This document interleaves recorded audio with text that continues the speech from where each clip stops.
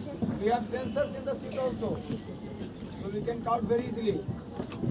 Be silent and listen to the sir. चलिए, good afternoon सभी का। आप सभी का स्वागत है श्री कृष्ण विज्ञान केंद्र में। और आप बैठे साइंस ऑन स्पेयर शो में। कहाँ बैठे आप लोग? Science on spare. यहाँ पे आपके सामने बहुत बड़ा स्पेयर रखा, आप लोगों को दिख रहा होगा। दिख रहा है? Yes sir. सभी को दिख रहा है ना? Yes sir. सभी लोग बोल नहीं रहे हैं? हाँ, इस पे जो साइंस दिखाया जाएगा, साइंस का एक ब्रांच है जिसे एस्ट्रोनॉमी बोलते हैं। क्या बोलते हैं?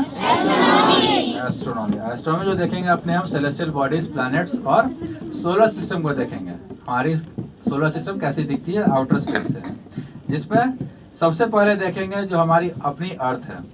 कभी अपने अर्थ को सामने से देखे ना? नहीं तो रहते कहाँ आप लोग? दिखाई नहीं देता आप लोगों को?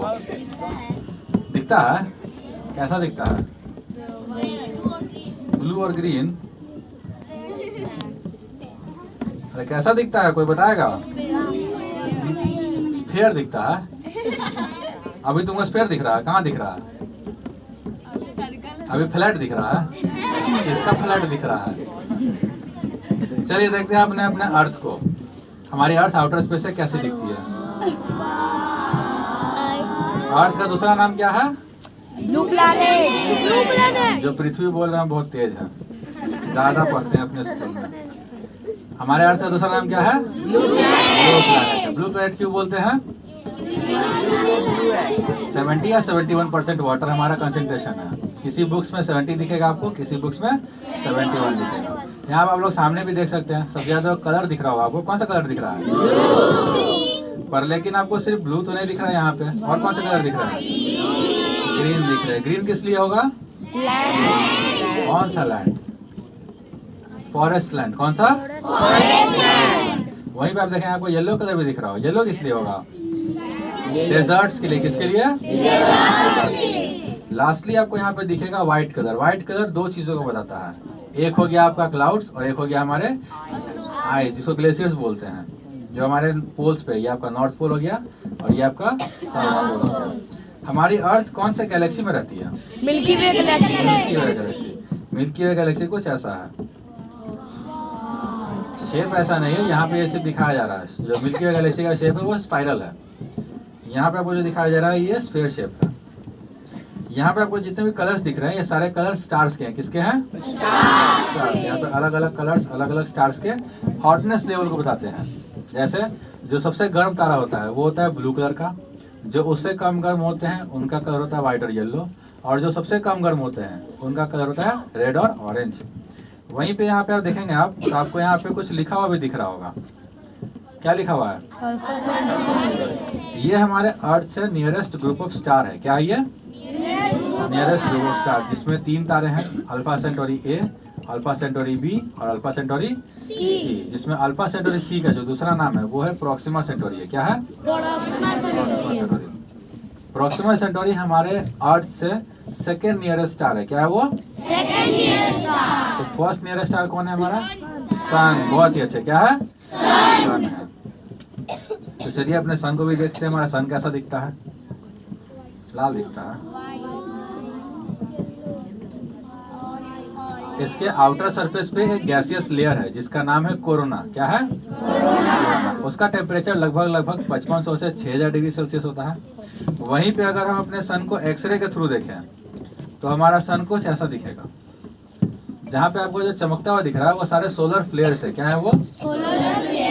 और वो 2 न्यूक्लियर रिएक्शन के कारण होते हैं। वो 2 न्यूक्लियर रिएक्शन है, एक है आपका न्यूक्लियर फ्यूजन और एक है न्यूक्लियर फिजन, जिसमें 2 एलिमेंट्स आपस में टकराते हैं। एक है हाइड्रोजन और एक है हीलियम। कौन कौन से एलिमेंट्स है वो? Hydrogen and helium. अगर ये बीच में रखा हुआ स्फीयर हमारा सन है और उसके चारों तरफ प्लैनेट्स को रखा जाए तो हमारा सोलर सिस्टम कुछ ऐसा दिखेगा।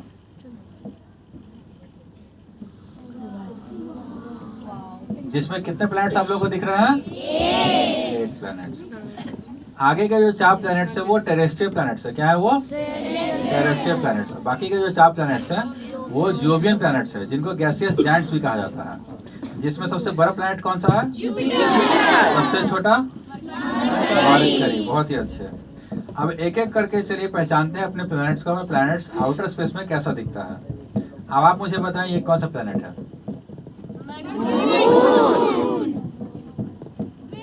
ये मरकरी है, मून प्लेनेट नहीं है। क्या नहीं है?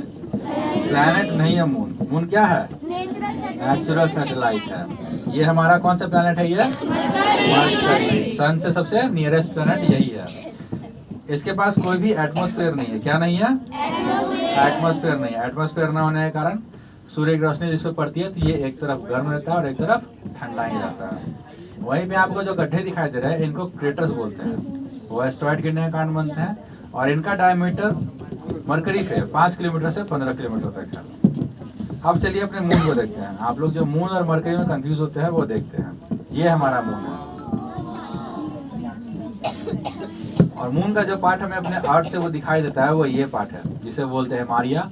और जो पार्ट हम नहीं देख पाते हैं जस्ट इसके अपोजिट साइड है वो ये है लूनर हाईलैंड। ऐसा इसलिए है अर्थ का रिवोल्यूशन रोटेशन मून के रिवोल्यूशन रोटेशन से बराबर है, जिससे क्या होता है हमें मून का हमेशा एक ही फेस दिखाई देता है।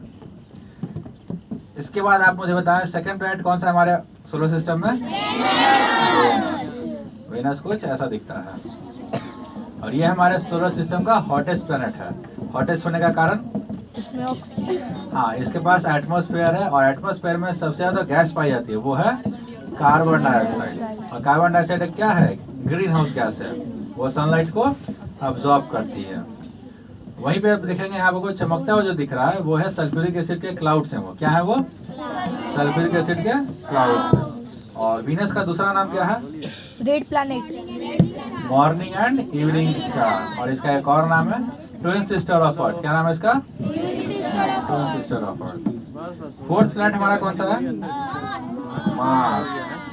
मार्स को हम लोग और क्या नाम से जानते हैं? Red planet. रेड प्लैनेट क्यों बोलते हैं?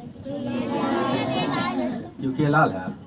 यहाँ पे और कुछ नहीं है। आयरन बहुत ज्यादा है। यहाँ पे आयरन ऑक्साइड की मात्रा ज्यादा है। किसकी मात्रा ज्यादा है? आयरन ऑक्साइड की।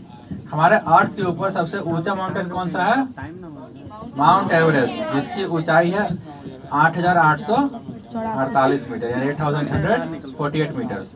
उससे 3 गुना ऊंचा हमारे सोलर सिस्टम का सबसे ऊंचा माउंटेन ये आपके सामने जो दिख रहा है ये है माउंट ओलंपस। क्या है ये? इसकी ऊंचाई है 24,000 मीटर्स। कितनी है? 24,000 मीटर्स। मार्स के पास 2 मून है। कितने हैं? हमारे अर्थ के पास 1 मून है, मार्स के पास 2 है। एक का नाम है फोबोस, एक का नाम है डीमोस। यहाँ तक आपके टेरेस्ट्रियल प्लैनेट्स खत्म होते हैं। अब स्टार्ट होते हैं जोवियन प्लैनेट्स, जिनको गैसियस जायंट्स भी कहा जाता है। जिसमें सबसे पहला प्लैनेट और सबसे बड़ा प्लैनेट कौन सा है?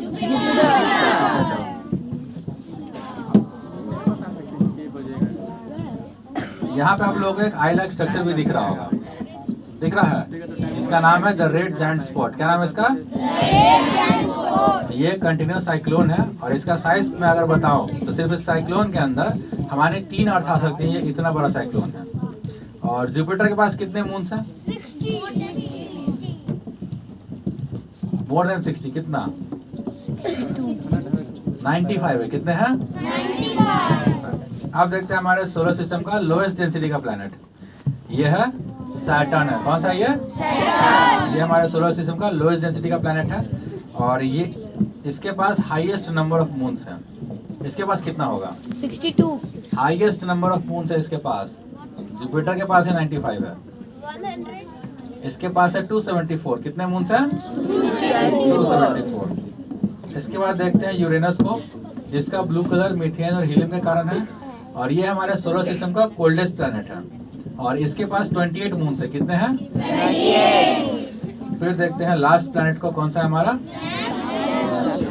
इसका ब्लू कलर मीथेन और हीलियम के कारण ही है और इसके पास 16 मून्स है। कितने हैं? 16 मून्स है। 2006 से पहले हमारे पास एक और प्लैनेट था। कौन सा प्लैनेट था? और वो प्लैनेट नहीं है, क्या है? ड्वार्फ प्लैनेट है।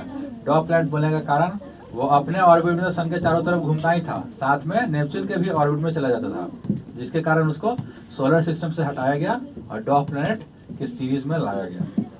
अब देखते हैं हमारे अर्थ को बिना बादलों के हमारी अर्थ कैसे दिखेगी, जहाँ पे हम लोग कॉन्टिनेंट्स और कंट्रीज को अच्छे से पहचान सकते हैं। जैसे आपके सामने दिख रहा होगा, एशिया में जो हमारा कंट्री कौन सा है? इंडिया। इंडिया के बगल में दिखेगा आपको बांग्लादेश, म्यांमार और चाइना। नीचे आएंगे ये हो गया आपका इंडोनेशिया, सिंगापुर, मलेशिया, फिलीपींस।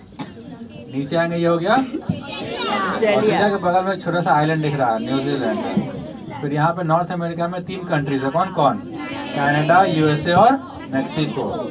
नीचे आएंगे ये हो गया आपका साउथ अमेरिका, जहाँ पे ब्राजील, अर्जेंटीना और चिले है।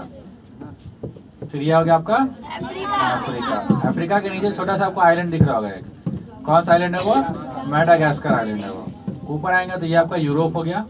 यूरोप के ऊपर जो व्हाइट पार्ट आपको दिख रहा है वो कौन सा कंट्री है? वो ग्रीनलैंड है। ग्रीनलैंड के नीचे छोटा सा आपको जो दिख रहा है कंट्री वो आइसलैंड है।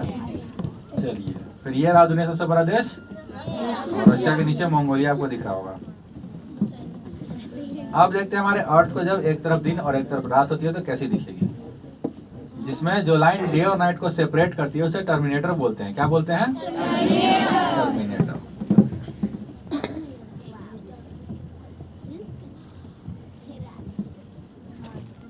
अब देखते हैं फुल नाइट में,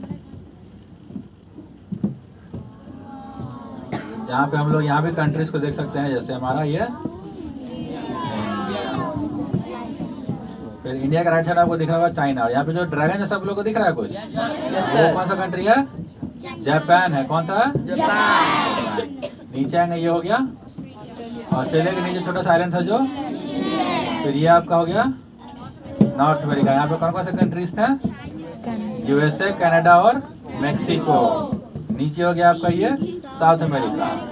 फिर ये हो गया आपका अफ्रीका। अफ्रीका के ऊपर आपको छिपकली सा कुछ दिख रहा है, ये कौन सा कॉन्टिनेंट हो गया? यूरोप हो गया ये। ह्यूमन ट्रांसपोर्टेशन 2 कंट्रीज के बीच में 2 इजी वेज में होता है, एक है आपका वाटर वेज और एक है आपका एयर वेज, जिसमें हम लोग कंट्रीज के ट्रेड्स की फ्रीक्वेंसी बता सकते हैं, ज़्यादा कंट्रीज कौन से ट्रेड ज़्यादा करती हैं। जैसे इंडिया को देखें, आपको दिख रहा होगा सी रूट आपको ज़्यादा दिखता होगा जो डेंस है। वहीं आप देखेंगे चाइना और जापान में, यहाँ पे आपको जो दिख रहा होगा वो जो रेड लाइन से वो एयरवेज ज़्यादा यूज़ होता है, और जो ब्लू लाइन से वो सी वेज है। फिर आपका ये हो गया यूरोप, यहाँ पे और ज़्यादा आपको दिखेगा, और ये आपका अमेरिका। अब आप मुझे बताएं, ये देखकर ये देखने में क्या लग रहा है, क्या है ये? मछली। कौन सोच रहा है मछली? हाँ, ये एरोप्लेन है। क्या है ये? एरोप्लेन। हवा में नंबर ऑफ एरोप्लेन है ये, कितने एट टाइम रहते हैं। जैसे इंडिया के ऊपर देखेंगे आप लोग तो वह 1000 से 2000 एरोप्लेन हवा में देखेंगे एक बार में। वहीं आप चलेंगे चाइना और जापान में तो ये नंबर्स बढ़ जाते हैं, वो हो जाते हैं 10,000 से 20,000 एरोप्लेन। वहीं पे चलेंगे हम यूरोप में तो यहाँ पे आपको दिखेगा वो नंबर्स और ज़्यादा दिखेगा, वो हो जाता है आपका 30,000 से 40,000 एरोप्लेन एक बार में हवा में रहते हैं। वहीं पे चलेंगे सबसे ज़्यादा आपको दिखेगा वो दिखेगा अमेरिका में। यहाँ पे आपको जो दिखेगा वो दिखेगा 40,000 से 50,000 एरोप्लेन हवा में एक बार में रहते हैं। और शो के एंड में मैं दिखाना चाहता हूँ हमारा बायोस्फीयर, जहाँ पे हमें लैंड वेजिटेशन के बारे में पता चलता है।